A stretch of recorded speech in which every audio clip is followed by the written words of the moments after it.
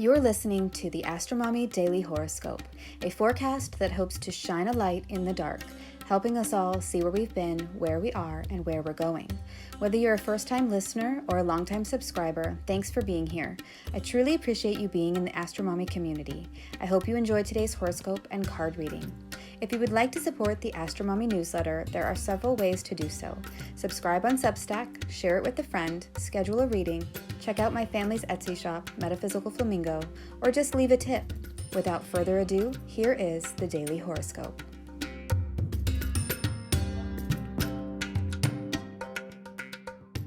Ripping the bandage off. First quarter moon opposite Pluto. Daily horoscopes for Wednesday and Thursday, April 26th through the 27th, 2023.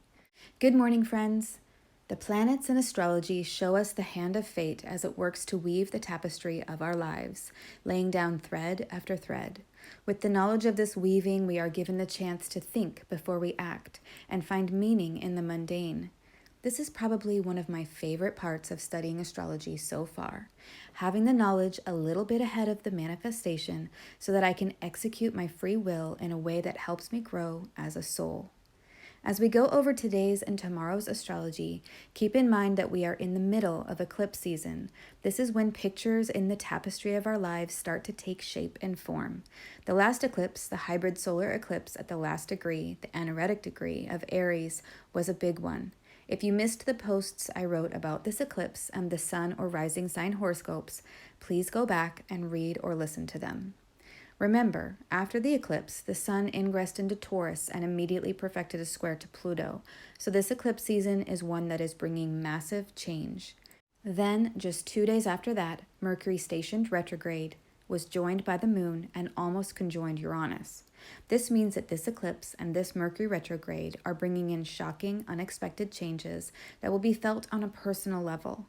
These could be good changes or uncomfortable ones. How the pictures will take form depend on your natal chart and your own personal karma. Eclipses come in pairs. We have had one, and we still have one to go. We are just getting started. So be aware that it's like we are in labor, but we still have hours to go before the baby starts crowning, right? It's important to pace yourself and not try to push these fated events along. Let nature, the universe, do what it's supposed to do and surrender to the process. That's my best advice, having naturally birthed 5 babies. Drink water, do the things that help and not hinder progress, and ride the waves of each rush of changes as best you can. Okay, let's get into the astrology. On Wednesday, the moon will be in Cancer, and then she will ingress into the sign of Leo on Thursday. So for the next 2 days, we are in transition from one energy to the next. Once in Leo, she will enter the first quarter phase of her cycle when she squares the sun in Taurus at 5:19 p.m. Eastern Time on Thursday. The first quarter phase is a crisis point, a pivot point, where the energy can shift dramatically. It's like our labor will be picking up, increasing in intensity on Thursday. So let's break it down into individual threads and see if we can visualize the scene on the tapestry. On Wednesday, the moon will move from 16 degrees to 28 degrees Cancer. The moon is at home in Cancer and loves being here. She feels secure, comfortable, and able to take care of things the way she wants. She is driven by her emotional desire to create her home, nurture her family, and begin whatever projects she feels are necessary. Last night, she met up with Mars, who is in fall in Cancer and does not like it here. So there could have been some testy moments, or it could have been harder than normal to sleep last night. You could have literally been fighting someone or something in your dreams, or felt like getting up in the middle of the night to work on some project. I know for myself that I was just laying there thinking about my life, going over the experiences I have had that have fit the archetypes, the Mercury retrograde, and the eclipse energy. After the moon met up with Mars, she then formed a square to Chiron and Aries, further aggravating areas where we feel vulnerable and wounded. This transit represents an opportunity to be honest, direct, and upfront about your feelings. Focus on building bridges, not burning them, though, and stay away from the blame game. After that, the moon in Cancer perfects a sextile to Uranus and Taurus, and there may be new ideas for your home, garden, the food you like to eat, your hair, your wardrobe, or fashion sense that comes up. This is a positive energy that brings about fun shifts, so feel free to explore. In the evening, the moon in Cancer forms a square to Jupiter in Aries, so the desire to do what you want, buy what you want, or go where you want that will make you feel better is very strong. Resist the urge to be excessive and try to have some self-control where appropriate. This energy is also a good reminder to stay optimistic, look at the bigger picture, and focus on what you are creating and building that's positive in your life.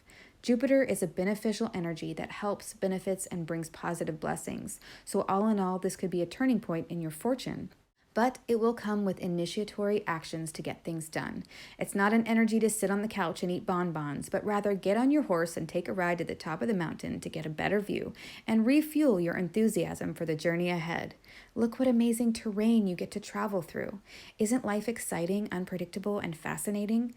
Look at the amazing scenes in your tapestry. At 7:40 p.m. Eastern Time, the moon in Cancer perfects a trine to Neptune in Pisces, and this is a great energy where we may feel more imaginative, dreamy, artistic, or musically inclined. It's a very pleasant way to end the night that may be very relaxing, like a nice warm bath surrounded by candlelight. On Thursday, the moon ingresses into Leo and immediately opposes Pluto in Aquarius at 2:29 a.m. Eastern Time. The Leo moon is a very different energy than the Cancer moon. It's fixed fire, and therefore it's an enduring heat that for some is intolerable, for others is a welcome intensity after the watery Cancer energy. The Leo moon is loud, exuberant, and dramatic. And with a square to Pluto punctuating this transition, I would be surprised if we didn't personally feel the shift in energy from Wednesday to Thursday in a vivid, maybe even painful way ourselves. This is like adding a bold, bright new color to our tapestry. It pops, draws the eye, and creates a whole new scene. It can feel jolting, rapid, and abrupt, like tearing a bandage off. The opposition aspect represents coming to a point in the situation where a choice has to be made. There is a standoff between energies, a dilemma, and a duality that makes itself known. Unfortunately, with the opposition, you can't have it both ways. It's one way or the other. This opposition, as I said before, is between Pluto and the moon. Pluto is the planet of death, rebirth, regeneration, transmutation, and power, and the moon is the planet of emotions, mothering, and that which comes to be and passes away, the fluctuating things in life like love, money, feelings, and gardens. Everything has a life cycle, and Thursday is an important, critical moment in this current cycle. By 9:34 a.m. Eastern Time on Thursday, Mars will perfect his square to Chiron. We've been talking about this energy building up for the last few days. This transit represents a moment where our vulnerabilities, wounds, and fears that we've been feeling in life come to a turning point and have to shift.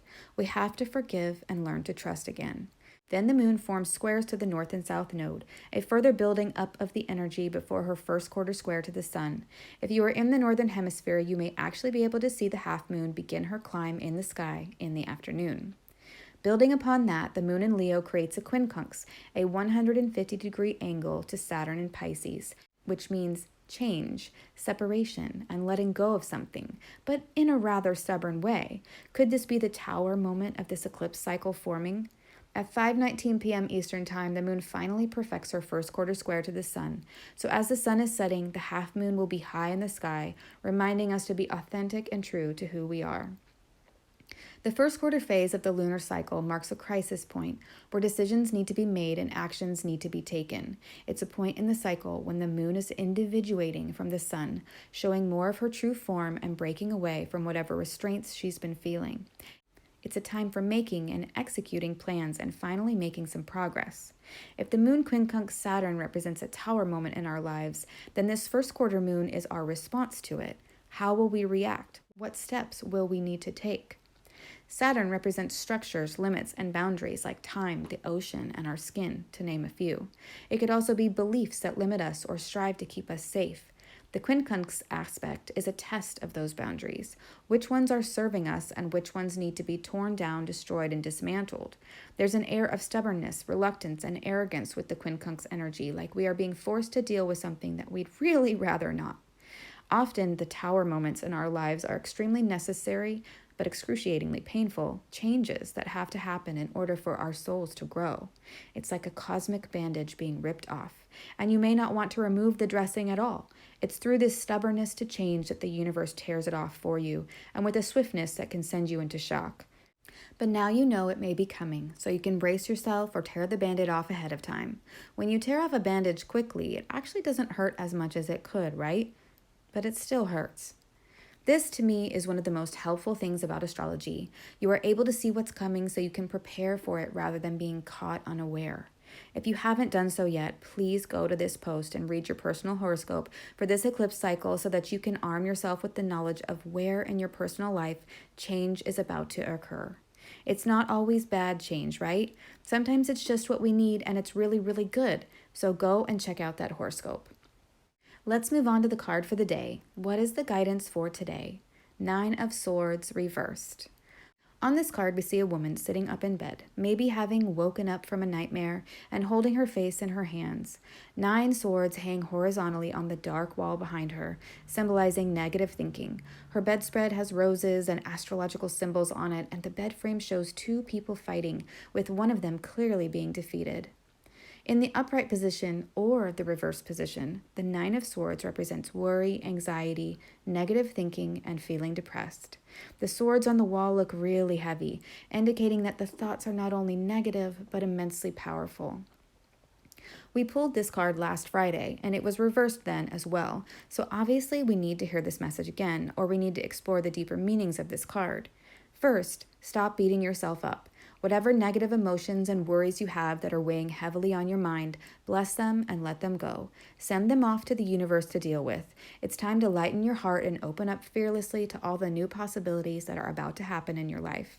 Second, the 9s in the tarot have to do with coming to the end of a cycle before starting over and thus contain all the numbers before it. It marks a state of completion before a state of initiation. We must complete those things that we have started and tie up any loose ends so we are free to proceed forward. This fits very nicely with the Mercury retrograde in Taurus, wouldn't you say? Third, the major arcana card associated with the number 9 is 9, the Hermit. The Hermit is the way shower and represents someone who lights the path with their lantern for others. It is someone who teaches about the universal truths and guides souls through the trials, processes, and thresholds in life. So anytime any of the 9 cards show up, it's an invitation to consult your inner way shower and light your own path with wise reflection, contemplation, and guidance. It's the divine message, trust your intuition, remember you instinctively know the way. Fourth, the 9 of Swords reversed may be saying that it is time to confide in someone for support. You may be carrying very heavy burdens and need a lantern bearer to help you see the light at the end of the tunnel of self-doubt. Sometimes all we need is a caring ear to vent to, and the load we are carrying loses some of its pressure. Fifth, on a positive note, the 9 of Swords reversed could symbolize that you have already let go of the negative emotions of fear, worry, and self-doubt, and you are feeling better, less impeded, and more empowered. You have done the hard work of reflecting and contemplating your limiting beliefs. You took a scrutinizing look at yourself or your situation and decided what was true and what was a made-up self-defeating story, and you are now ready to walk over that threshold and begin the new journey. If this is you, give yourself a pat on the back. It is not easy to stare fear in its face and walk through the doorways of life with no real knowledge of what lies beyond. It's easier to stay put where we are comfortable, even if it's not for our highest good. It takes real courage to keep growing, living, and learning in life, so good on you. The astrology is further corroborating the messages of this card and is saying that you may be afraid, and that's normal, but it's time to step into your true power, your true light, and let go of the negative emotions, the negative self-talk, and stop feeding the fears within you. What we dwell upon grows, so dwell on the good. Think about what is going on in your life right now that is awesome and feels right, and focus more on that. Embrace the Leo moon energy that is coming tomorrow and be courageous, loving, and generous. Face the changes in your life, the detailed embroidery that innervates the wall hanging with an open heart and mind, and be ready for the cosmic reveal. Isn't that what makes the tapestry of life beautiful? Let me know if this reading resonates with you in the comments. I hope this is helpful. Until Friday, AstroMommy. Thank you for reading or listening to the Daily Horoscope. Quick links and resources can be found at the bottom of the newsletter. Today's card was pulled from the Universal Waite Tarot deck, available on Amazon. If you seek knowledge and enlightenment, the AstroMommy Newsletter may be right for you. Side effects of reading or listening to the AstroMommy Newsletter are common and include joy, jubilation, delight, happiness, gratitude, love, triumph, feeling in tune with the universe, experiencing deep insights, reflections, and contemplations, a lightened soul, a lighter step, feeling awake when others are asleep, illuminated, enlightened, having spiritual experiences, noticing repeating numbers, animals in nature, or songs on the radio that speak to you, getting vibes, clairvoyance, clairaudience, and clairsmellience, feeling like you know secret language, biophilia, crying tears of joy, emotional literacy, feeling lively, stable, exalted, having an auric glow, or feeling like you woke up on the right side of the bed have all been reported. If you purchase anything through the affiliate links that I provide in the newsletters, I will make a very small commission. Thanks for listening.